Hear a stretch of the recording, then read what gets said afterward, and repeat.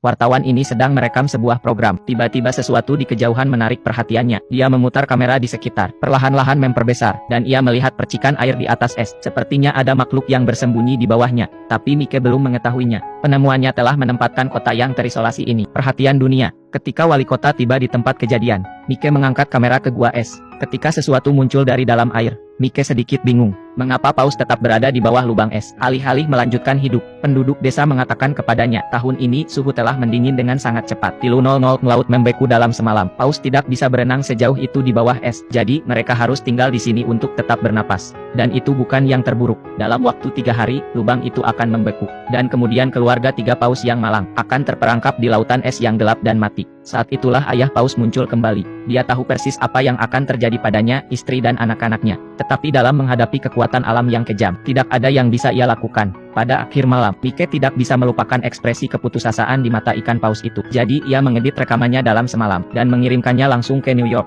Hari berikutnya, paus itu ada di berita. Kisah ini segera menarik perhatian masyarakat. Tidak lama kemudian, media dikerumuni oleh para jurnalis. Mereka semua ingin menghasilkan uang dari ikan paus. Kamar hotel di kota naik dari genap 0 menjadi 500. Namun, antusiasme mereka tidak surut. Kota perbatasan yang tenang tiba-tiba menjadi hidup. Tetapi sang wali kota tampak sibuk. Paus mungkin telah menjadi berita. Tetapi mereka tidak keluar dari bahaya. Dan tidak semuanya buruk. Penduduk setempat memiliki tradisi membunuh paus. Penduduk desa sudah merencanakan bagian ikan mereka. Wali kota tidak ingin mengambil keuntungan dari ikan. Tetapi penduduk desa harus mencari nafkah. Tidak ada yang bisa dilakukannya. Segera setelah itu, sebuah konferensi pers diadakan di kota. Perwakilan masyarakat adat memperdebatkan kasus mereka. Menekankan bahwa perburuan paus adalah cara hidup mereka. Itu masuk akal dan legal. Ana dari masyarakat hewan tidak mau kalah, bahwa kapal pemecah es sedang dalam perjalanan. Paus-paus itu akan segera dikembalikan ke laut. Mereka berselisih paham. Untuk sementara waktu situasi terhenti. Tiba-tiba, semua orang di ruangan itu menoleh ke belakang. Wali kota berjalan ke pesta peluncuran. Apa yang terjadi selanjutnya? Apa yang terjadi selanjutnya di luar dugaan siapapun. Wali kota meyakinkan para delegasi dalam 5 menit. Mereka sepakat dalam keputusan mereka untuk membantu paus keluar dari perangkapnya. Sekarang Ana bingung.